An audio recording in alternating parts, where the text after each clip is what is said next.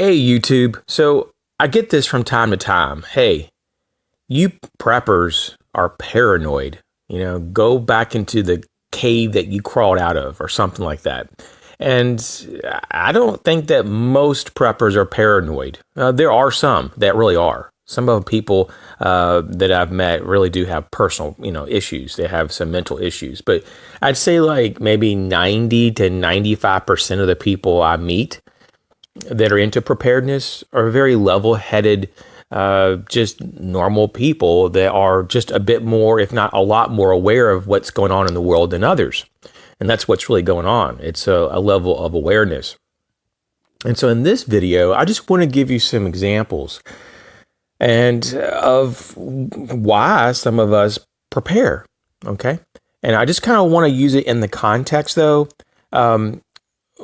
looking at the globalist assault on humanity. I know it sounds very dramatic, the globalist assault on humanity.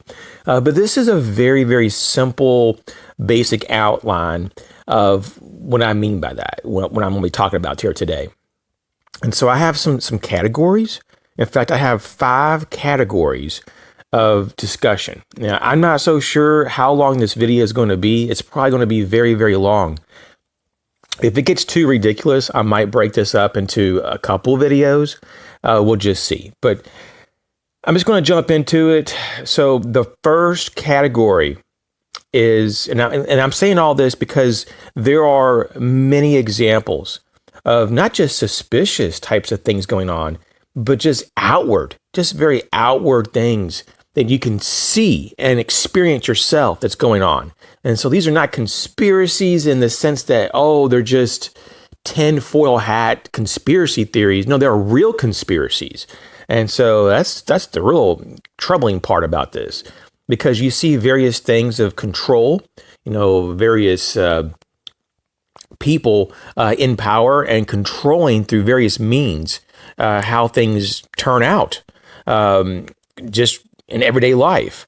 And you see various forms of slavery. You don't sometimes, obviously, in the present day, at least here in the U.S., see just in-your-face slavery. You don't see people walking around with shackles on their feet and chained to a wall and beaten by a master and all that crap. But it's a different type of slavery, right? And we'll get into that because it's really you're a slave to the system. And then also I want to just talk about the evil and the godlessness to some degree. If I can slip that in there, I'm going to try to. But I have so much I want to go over. So let's just jump into it. The first category is food or nutrition. We have to have good, clean fuel to power ourselves. Our bodies don't just operate on anything, effectively. And so I have this very long list, and I'm going to try to get through it real quick here. Well, at least not real quick, but I'm going to try to do it justice. But we could really linger on each one of these for a very long period of time. And so when it comes to food and how the globalists are assaulting us through the food system or through, our nutrition, we have, and this is not in any order of like priority. The first thing I thought of was BPA. Here in the U.S., BPA, bottles and lined cans it's not illegal yet. I mean, in a lot of countries it's banned, but it's not banned here in the U.S. And so, yeah, I'm really careful not to get BPA lined cans. Like I love sweet peas. Okay. I love sweet peas, but man, I just don't feel comfortable buying sweet peas in cans if it's not BPA free, because there's all kinds of craziness that has been associated with this. And so this stuff, it builds in concentration. In fact, a lot of what I'm going to be saying, it builds in concentration over time in our body.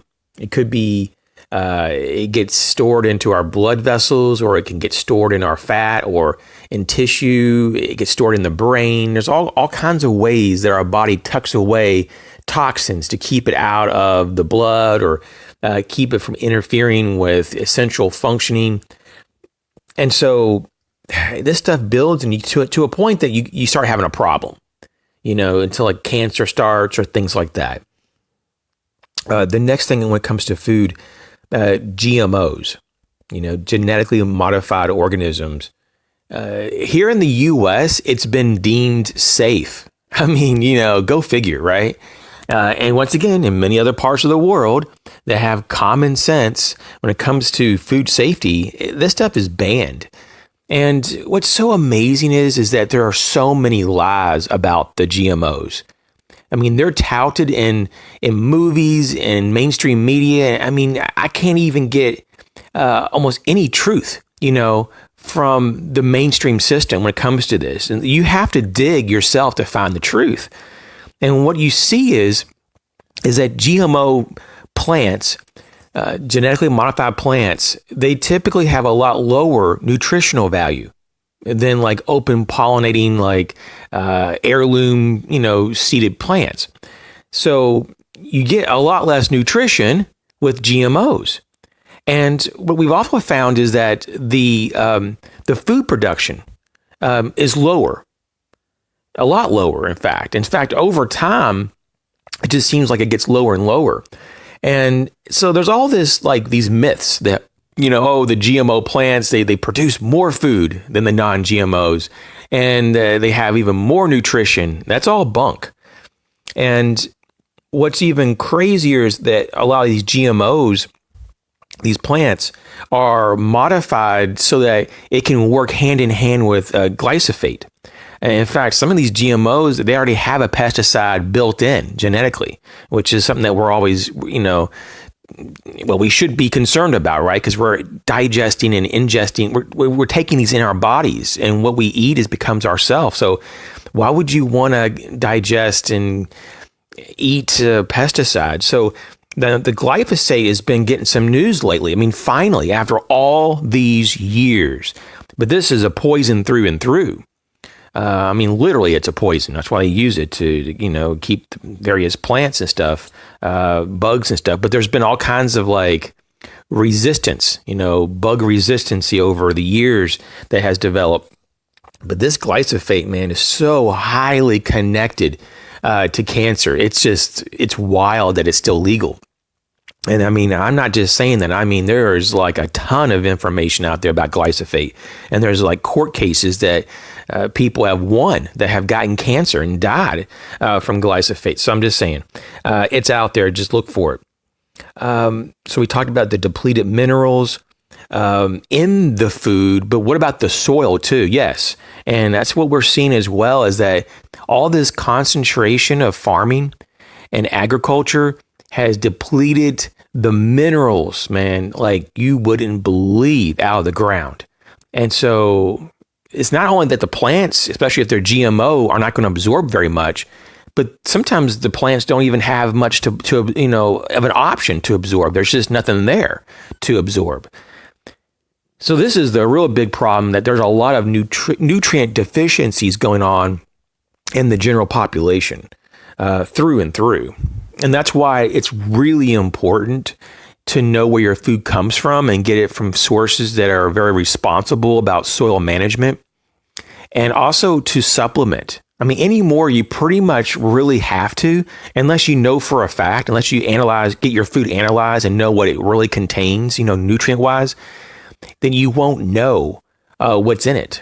And so you really need a supplement. Not just like your little 2 and 3 cent multivitamin that you get at a big box store. Those are garbage, and they've been proven to be garbage. Most of those minerals and so forth aren't even absorbable, almost at all. None of it all. There was all kinds of interesting studies. Well, they continue to come out about this, that it's just a waste of time. And so if your body can't break down and absorb those minerals because they're not in a form that the body can be bioabsorbent, then why are you taking it? So be very mindful of the type of vitamins.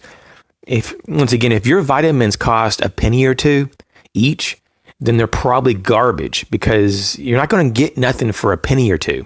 So look at what you're getting and know what is absorbable and what is not. So we talked about pesticides a little bit, but that's a problem. A lot of people think that, you just, you wash off your fruits and vegetables and you're safe. No, the pesticides sometimes are built in genetically or they permeate the outer structure of the plant. So they're in the plant. And this is the problem. And we consume them and we wonder why we have cancer again, or we don't feel good. Of course you don't. You just poisoned yourself. And then we got to go into the whole realm of, is there a conspiracy, though, to push processed foods and fast foods in our life? There's a lot of theories about this. I haven't really looked into that very much. But I will say, though, that more than ever, people are eating out or buying just almost exclusively processed foods. Foods that they take home and eat. And they don't really make their own foods from scratch anymore. Major problem, if you ask me. And so this is something that I think that down the road, we're going to have to acknowledge, and that this stuff, most of this food that we're consuming that is processed or fast food, is really not good for us. I mean, we already probably know that on various levels, but it's probably what's killing us and reducing our longevity or our lifespan. And so be very aware of that. I don't personally eat out, anymore at all, with the exception of maybe once a year. If it's on a special occasion, I'll go along with it, but I typically never go out to eat. And that might sound like, what? But that's just the truth. And it's because I want to make sure I know what I'm eating, and I'm not going to just trust some business that's trying to make a profit off of you. So just saying. Let's jump into water now. When it comes to water, and I'm not going to really stay on this one very long because there's so many other things I want to talk about, but you got fluoride, you got chlorine, heavy metals. In some of the larger cities, the municipal water has been analyzed, and I'm telling you what, there's all kinds of pharmaceutical drugs, sometimes more than just traces of pharmaceutical drugs, like a pretty good amount of it. And I was reading something, I think about a year or so ago, in New York, they were doing water tests, and it's really common to find all kinds of prescription drugs, heart medicine drugs, all kinds of antidepressant drugs that are in the water. Because a lot of this is recycled from the sewer facility. I guess they recycle the water and they purify it, and then they put it back into the system, and you got all kinds of pharmaceuticals. So all these prescription drugs in trace amounts and even higher that are just in these water systems that people use for drinking, meal prep, washing their hands, bathing. Our body absorbs this stuff. So I mean, please, especially when it comes to fluoride, in the water. I mean, this is just crazy. The more you look into it, it's just crazy. There's all kinds of studies about it lowering your IQs. And this is coming from like really high-end, studies, like from Ivy League colleges and stuff about, lowering your IQs. This is not some fringe science here. This is like really mainstream too. And they're admitting that, this is not that good for you. Of course, it's always been like, it hardens the enamel on your teeth, and it's a public service. We have to put the fluoride. But guess what? It's not the natural occurring mineral fluoride. This is actually like waste products from industrial, like plants. Like from what I understand, plants that process aluminum. And so, you know what? This is not good. And fluoride acts more like a heavy metal in your system, and it builds in concentration. And that's why you have those white spots on your teeth sometimes. That's fluorosis. Guess what? It's a buildup, and it's where your teeth are absorbing that fluoride. And over time, your body just can't deal with it. It can't get rid of the fluoride. It just builds, and that's toxic. So, people are always saying, but it's so great for the teeth. Well, there's like almost nothing that says that that's good for your teeth. And even if it did harden the teeth, well, after it hardens the enamel on the teeth, supposedly to resist various types of decay and or, like various types of, what am I trying to say? How you get a cavity, so it supposedly resists cavity formation and all that. But let's say that was true, and it's not, but let's just say it is. Then you still are consuming it. You're still swallowing it. It's in your body. Your body has to process it. And guess what? It can't. And your body just stores it away. So, tell me how that's supposed to be good for you. The next thing I want to talk about is the air, and all this is very depressing. Don't get me wrong. That's why I don't like to talk about it. It makes me upset. It's hard to kind of be level emotionally when you talk about this stuff because it's just like really happening. And it's just really wrong and it's evil. And that's why I'm trying to talk about this, because we are not paranoid. And these globalist savages, these globalist, these people are evil, okay? And they're evil through and through. But when it comes to the air, we have chemtrails. And I'm not talking about the contrails. I'm talking about real chemtrails. This is like a real thing. And I see it even where I live in a rural area. And I don't see them every day. And I don't see most of the planes doing it. But I do see them a few times a month. And they create grids over my whole area from horizon to horizon. And over time, those grids that they sprayed, they break up and dissipate, and they create all kinds of clouds. On a very nice sunny day, all of a sudden, a few hours later, you have massive cloud cover and overcast. And so this is what's been noticed for, many years now. I guess going back decades, some people have noticed this. And, at first the government, and all the agencies denied it full out. Oh, no, that's all contrails. That's not chemtrails. You're just not understanding science. And then over time, though, there was enough people that inquired and called them out on it that they're now saying, yeah, okay, we are spraying. We are, but you don't have nothing to worry about. It's all safe and all that crap, right? And so you get different explanations. Sometimes when they do say why they're spraying, at least here in the United States, they'll say, well, it's climate change. We're trying to reduce global warming and reflect, some of the sunlight off the planet more and help cool the earth. And then you have like NASA has come out a few years ago talking about, well, it's true that we are spraying. It helps us predict weather. Weather prediction. So they spray in the upper iosphere and atmosphere area, and it helps reflect off signals. I guess radar is what they're talking about. And then you hear different other things too, like all kinds of different stories out there of why they spray. Well, the fact is, and of course, there's a lot of different things that they found.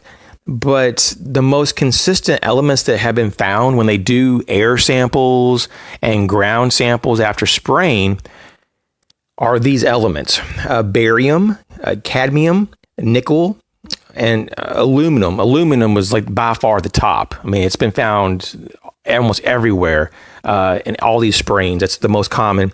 And it's like aluminum oxide.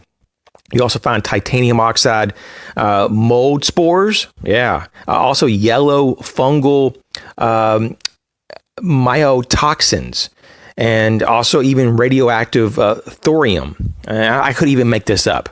And this is what's been found over and over and over. And it's not even in the U.S. only. We see it also predominantly in Western Europe.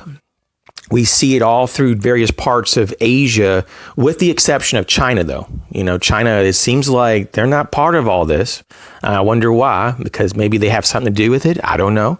Maybe they're really within, maybe they're connected with a larger, program with the globalist. If you look at the suppression of the people and the loss of freedom there, it's just catastrophic how tyrannical China really is. So you have all that going on. I mean, it's just a freaking mess. And so we're breathing in all these elements.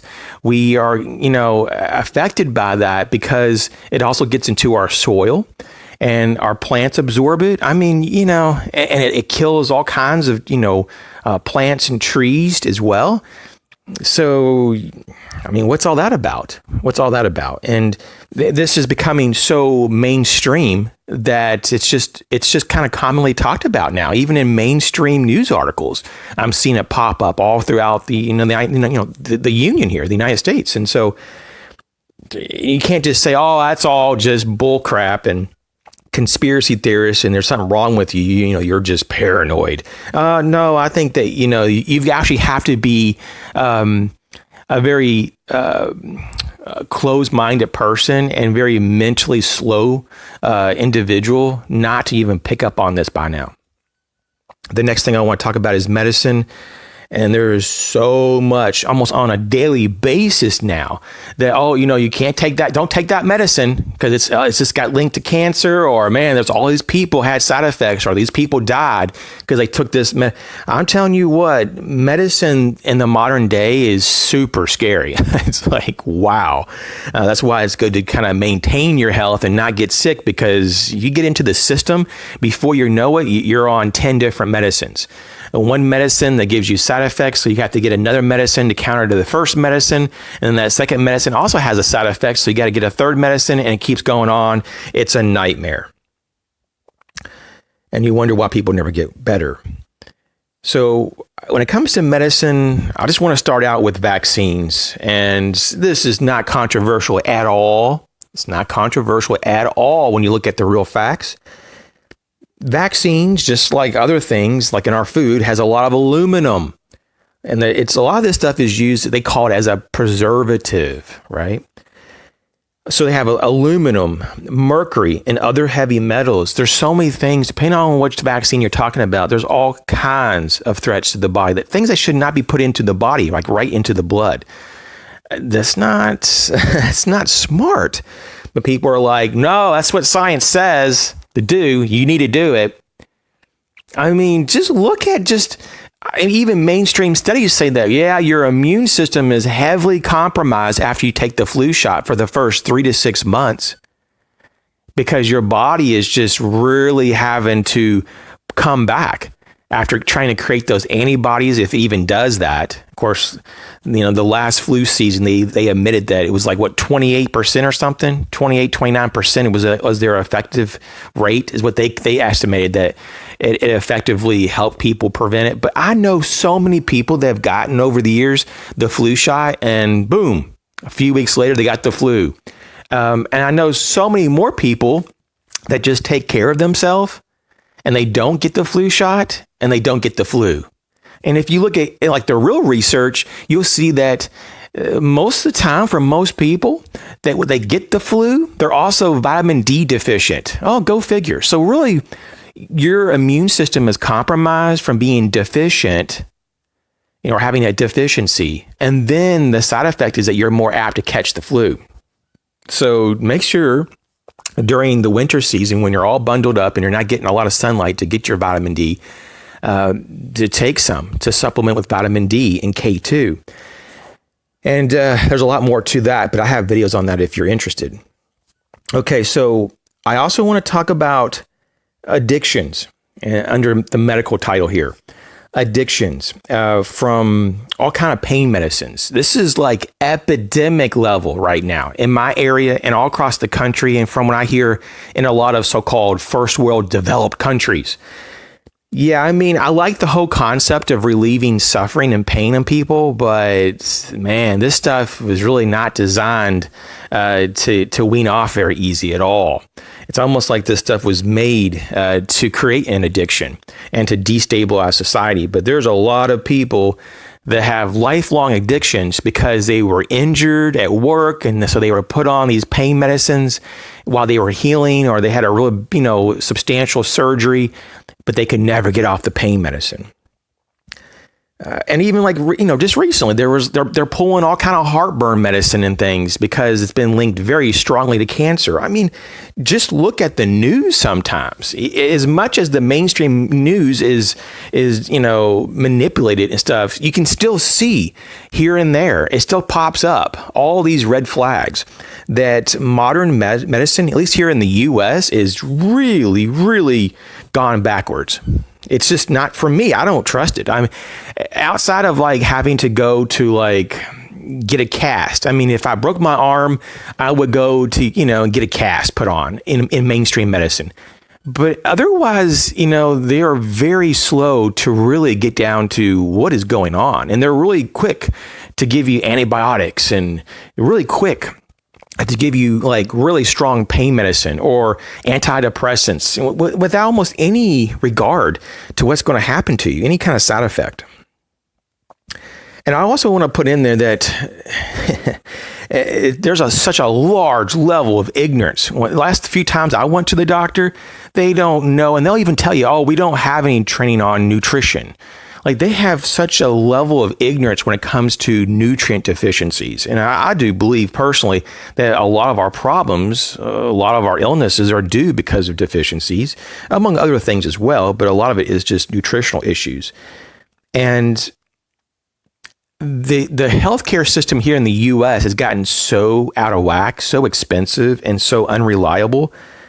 And that's really because doctors are being taught only how to prescribe drugs because the pharmaceutical companies are actually the ones behind the scenes controlling the whole stage. And what I mean by that is that they really control the narrative of what the doctors are taught because they actually are a large part of the various universities and colleges that they are the ones that are providing the funding for certain types of education programs, for books and for studies and things like that. And so over time, what I've understood talking to my doctors is that they faded out almost all the nutritional and all of like the natural approaches to health, almost completely got rid of all of that now in med school. And so they said they're lucky to maybe have one course on nutrition or maybe just a few classes on it. And that's about it. That's where they're at now. And it makes a lot of sense because a lot of people that I know that have nutritional deficiencies had a very hard time figuring out that they had a deficiency because the system is not set up to detect those deficiencies. They're just really quick to say that you have bipolar or you have anxiety and you need to be on an antidepressant instead of saying, well, what's the underlying reason for that? You see, and it's just whack. It's really crazy. So when at all possible, I try to go to someone that actually is more holistic and a naturopath, to actually like say, okay, what do you eat? When do you sleep? Do you sleep enough? What's your stress level? And I never get those questions from my local doctor, the mainstream doctor. And so I want to now jump into number 4, which is technology. Man, this is a really like a very large subject. It probably deserves like a whole series on this one. I'm going to try to keep it really condensed. For one, I get really upset about this topic. And number 2, it's something that it's a little hard to speak about because you really do need to be a bit more technical minded. And I do have some of that knowledge, but I am not the best at really representing that knowledge. So I'm just going to try to condense it and do a very basic outline here. First off, we have a lot of problems with radiation. A lot of radiation problems. People are overexposed via their cell phone, being around cell towers, being around microwaves. I think Wi-Fi is another real big one. And we have so many problems, especially if you live in an area that you're near, like really like high power, electric lines. So there's different types of electromagnetic radiation or various types of,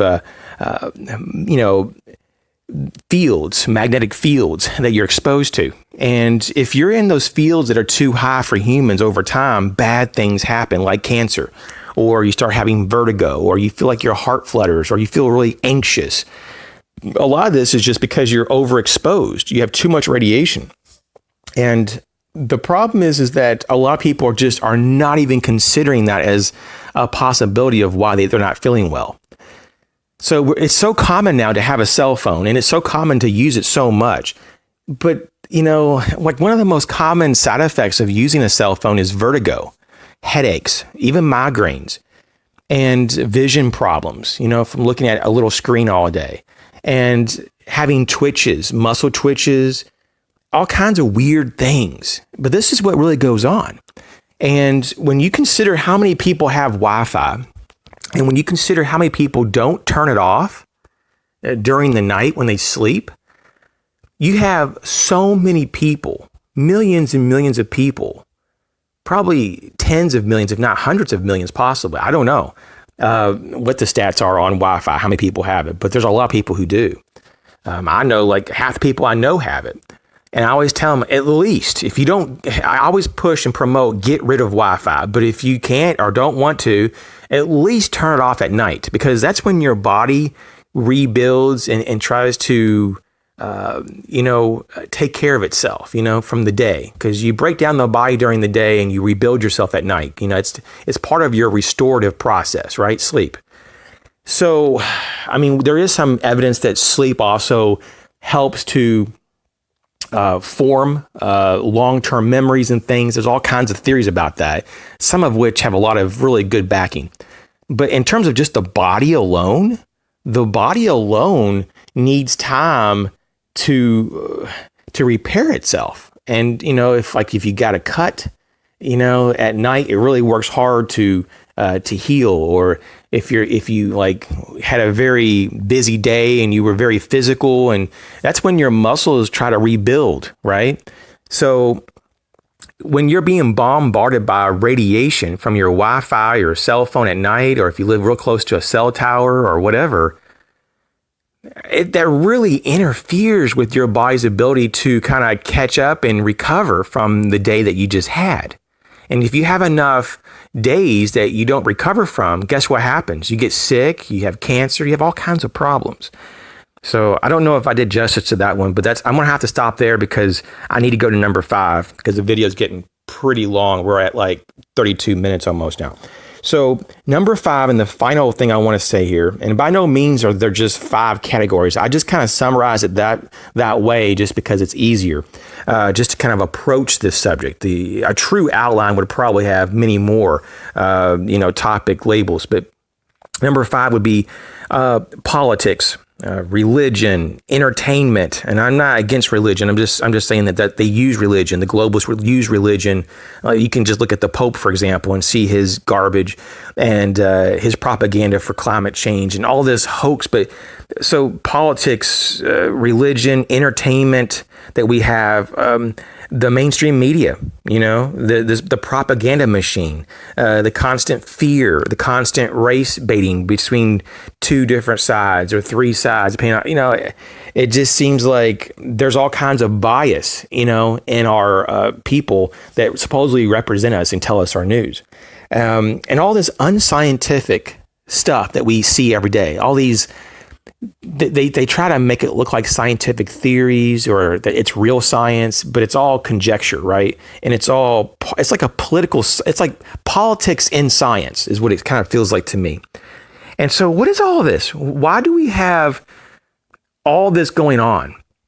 Why are the globalists so into politics? Because it shapes society. When you have these different forms of control, you can manipulate over time. Look at right now, at the time of filming, they're in the first process of the investigation or the investigative process, if I can get that out. I guess it's called the first stage of impeachment at the House of Representatives. But it's just ridiculous. The whole thing. They've been trying in different ways to impeach him. For ever since he was president, And so you can see right through this, but see, both sides are to blame. I don't trust either side, Republicans or Democrats, because of what they've been doing over time. And they both have continued to reduce the freedoms of the citizens over time. So, and then once again, going back to religion, you have a lot of different various religious leaders. They say they're leaders, do some very radical, bizarre things. Like the Pope has in May of next year in 2020, supposed to have like the climate summit, and that he's invited all the world leaders to show up, and he said he's going to have an education program for them to kind of educate all the world leaders about climate change and global warming. We know that all that climate change crap is a politics. It's a power grab. It's not even real. Real science doesn't show any type of real warming at all, at least in the current day. It's not at all. And that the CO2 levels are not even close to dangerous levels. All this is all a farce. It's a facade for an agenda that really is happening, for a power grab. And you can't help but to kind of wonder, like, you know, how much of this has to do with eugenics? How much of this has to do with getting rid of a bunch of the population, you know, because they talk about it. The globalists talk about it all the time in their books. They like to brag about being a few steps, ahead of anyone else in terms of technology and using technology. And these like, they're false flags, really. You know, just like 9/11 was a false flag, we have false flag with climate change. And of course, you know, some people will completely disagree with me. They're like, no, I buy into the narrative, and we really have climate change, and it's really hot outside. Yeah, let me tell you, there's record snowfall at this moment. I believe it's in Montana. I mean, record. They got like 4 feet in some areas. I mean, please. Yes, it was hot this summer, but like the last few summers, it was way below normal in my area. So you can't tell me like that, you know, various seasons, they don't fluctuate. They do. Sometimes you have a really mild summer. Sometimes you have a very harsh summer. But this is what I've noticed. Whenever it's been like a really harsh summer, you have a really intense winter. And that's what they're predicting. So it all balances out. And that's why if you look at the data, you see, okay, it might have been a little warmer than normal this year, but then it's going to be a little colder than normal too, you know, falling in the winter. And that's what typically happens. And so when you average them, there is no increase in overall temperature. And that's what this thing also needs to be talked about, that, a few places got new, temperature records. Well, in my area, there was like no new temperature records. It was warm, but you know what? Growing up, the summers were really hot. And I remember them being hotter than they are now. And so you tell me if this isn't just all natural cycles or if this is man-made. I don't buy it's man-made at all. I do agree that there's pollution problems in the world. Yes. But the temperature is not budging. If you actually look at real climatologists and you really look at people that have no agenda in all this, they tell you straight up, no, there's no change in actual overall average temperatures of the world. And so I think if there ever was, the most likely culprit would be the sun. Sun activity would probably have the most influence. But to be so brass, to be so, big-headed, to think that, us humans have so much capability just to start changing the temperature so dramatically. Even the climatologists say that the models that predict future temperature increase are really skewed. They have lots of biases, built into the mathematical formulations, and they're constantly wrong. They're constantly overestimating how hot it's going to be, and it's never like that. So when it comes to this last one here, the politics and all this, you see that there's a big push though for like carbon credits and control to tax people to regulate their movements. So once again, it's just another element of control. That if they can get everybody to buy onto climate change, and of course the Pope promotes all this, he's just part of the problem, that they can get that much more control over people to do things willingly, to use less of certain things, to just surrender privacy in different ways so we can monitor them and make sure everybody doesn't do too much, so they don't put out too much carbon dioxide, even though carbon dioxide is what plants need to breathe. I mean, it's just the craziest stuff. And so it's really easy to look through this, after you step back and see how much propaganda. You can't go one day. I challenge you. Try to go one day and not see anything pop up in Google News concerning, global climate change. It's always popping up, but they're always trying to keep it in the forethought of our mind. And you can't hardly watch any movies now. Like in the last 10 years, almost every movie I've seen has something to do right in your face with climate change, or they'll say things about global warming, or it's just insinuated. I can't tell you, especially on Netflix. Netflix is very much into the globalist agenda. They promote all kinds of things that are very, very anti-humanity, if you will. And there's some crazy stuff that they produce, and they call it like, well, it's sci-fi, But look at some of the movies that Netflix actually creates themselves. I mean, they're bizarre, and I'm trying to find the word in my head. Well, I don't know how to say the word correctly. I don't think. I'm trying to think of 10 things at one time here. Dystopian, yeah.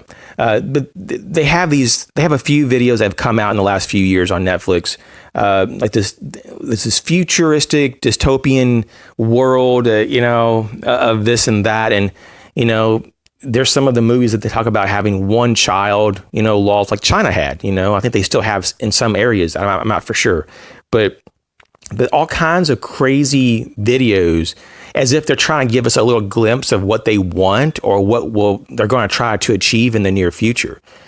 So, a lot of people are really concerned about this because they can see the direction that we're going into. They know that people are less well, more so than ever, that people are stressed out more than ever, that people are depressed more than ever. And a lot of it has to do that people have kind of lost their objective in life. Like they've lost sights on what's important. And going back to what I said in the very beginning about there's a lot of evil, and because of that, there's a lot of good as well. And so no one really wants to talk about God anymore. Have you noticed that? And I'm not a religious person. I just believe in God. And I reference the Bible in a way that I believe that it's meant to be referenced, and not everything in the Bible is meant to be taken literally. You have to take things in context, and it's not to say that there's not other religions that have philosophies and things that are true, or not true. I mean, they have both, but when it comes down to the truth, for me, the Christian Bible perspective seems to really check off all the boxes as being what I think is the way to go. And you have to find, that for yourself. I can't just say you have to be a certain way or else. But you see a big push toward being an atheist. While real scientists, doesn't believe in God. That's bullcrap. But you hear that all the time through various mainstream stories and, various narratives. And so what you see, though, is that the more atheists that come about, the more that they want to say that there's no objective morality. And this is a really dark hole to go down, because if there's no right and wrong, then you going and hurting someone else isn't wrong. That's just something that it happened, because these people don't believe in free will. They think, it's just everything is determined. And there's a lot of atheists now there's a big movement. I was really surprised to read about this recently, but there's a big movement with atheists to say that we shouldn't have laws because we don't have free will. And since we don't have free will, then everything is predetermined, and everything's predetermined, then we can't be liable for crimes. I mean, what kind of nonsense? You see how society deteriorates pretty quick when you don't have God in the mix, and when you have a globalist trying to kill us. And it's a freaking mess. The world really is a mess right now. It always has to, in some degree been a mess. I mean, the world's never been fixed up and perfect. That was never the case. To my knowledge, the world's always been in conflict. There's always been people fighting other people, wars. There's always been famine here or there. There's always been people with and people without. But when it comes down to where we are now, we are at a really odd crossroads that the globalists setting up the 5G network and having all this crap and all these contaminants in our food and air and in our minds, from all the crap that we were exposed through, through the media, are exposed to through the media, that we are so bogged down and distracted that you can see that they're tightening down the bolts. And the 5G network really does appear to be a very large element of this control. And it has such health repercussions. It's very concerning. And so of all the topics that we can talk about, I think that the most immediate issue now is just looking at this progression of tyranny that's right in front of us, that's been mainstreamed, in the form of cell towers and 5G. And we really don't want that in our lives. And there's so much to be said about this. I encourage you to look into it much further than what I've touched on. I just kind of just touched on the very tip of the iceberg, but 5G is really more of a weapon, if I was to summarize it. And it's very purposeful, at least it seems, of why they selected the frequency bands they did for 5G. The military uses millimeter wave technology, just what 5G is, for various weapon systems. You have pesticides that are actually electronic pesticides. I'm not sure how many people know about this, but they use the same bands that are used in 5G as electronic pesticides to kill insects. So you tell me if it's a weapon or not, because it is. And there's patents that you can look up and find. You can find this stuff. It is really crazy of how much we have in our air. And I'm talking about just in waves in an electromagnetic, pulsing through our waves, through our sky, I'm sorry. We have so much going on. We have just an overabundance of electromagnetic, just radio waves in general. We have just so much radiation, ambient radiation going through our body, reflecting off our body. Just when we step outside, we have so much going on. I mean, if you had enough radios to tune in all the frequencies that are being broadcast at the same time, you would probably be very concerned. I mean, I'm not talking about like AM and FM, like listening to music or talk shows. What about all of the public safety bands in your ear, like, police and fire and EMS? What about like shortwave, right? There's like long wave transmissions that go all around the world. But then you got all these different bands set up for cell phones, right?